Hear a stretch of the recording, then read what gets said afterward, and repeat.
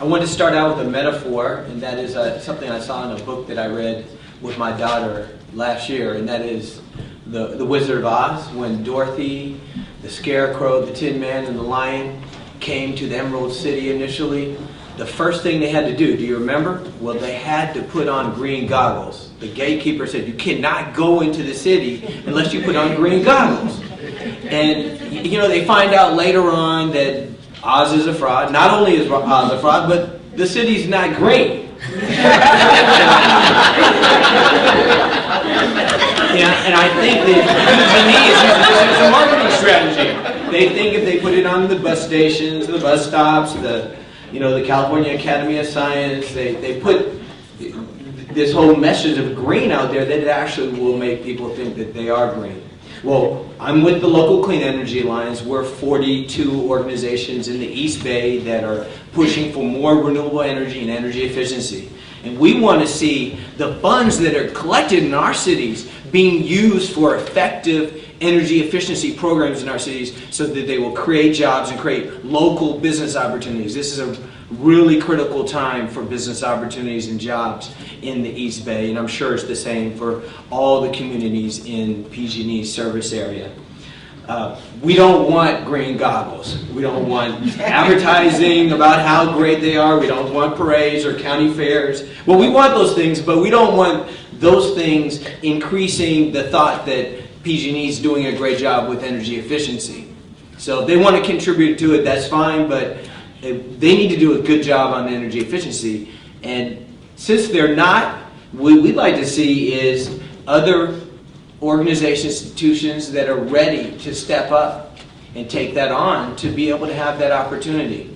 So we're talking about cities, potentially community choice aggregations, potentially third parties. We were speaking with Nancy Skinner's office. She's interested in doing a nonprofit ESCO, or she thinks that's a really interesting idea.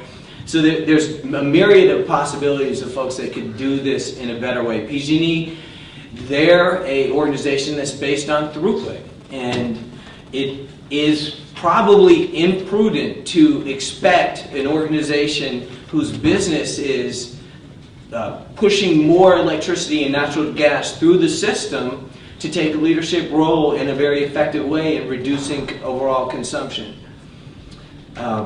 A couple other things that I think are really important as we start thinking about doing energy efficiency work, and that is making it accessible to renters. Because this whole owner-renter financial split makes it very difficult for renters to get involved with energy efficiency. So we'd like to see on-bill financing and other mechanisms developed that would make it much more easy for people who are renters to get involved. In Oakland and Berkeley, there's 40 to 50% renters, and we're not going to hit that with many of the different programs that are going on, at least at the moderate income level. At the low income level, maybe so, but moderate income level is really difficult. We need to put in programs for that specific area. One thing that I think is particularly interesting is doing an energy efficiency program that involves financing, outreach, workforce development, quality assurance, and with its core around building science, so including home performance. If we can get a comprehensive program that works with these AB 811-like programs for financing, but then adding in the outreach component to raise public awareness and to drive demand, and then workforce development so we have people to do the jobs, building science so we know people are doing the important work so we can get the really important levels of energy efficiency done, so like 20 to 40% better than they are now. I think a comprehensive program like that would be really helpful. And then I guess one last thing I'll just say is really difficult to get data as a nonprofit from PG&E. They'll tell you that it can't be done. Even though there's a form, a CPUC form, they will tell you that it can't be done. And that's something that should also be looked at. Because if we can't measure things, then we really can't monitor them and won't be able to effectively change them. And shouldn't be doing them. Okay. Well, thank you very much. It's very helpful.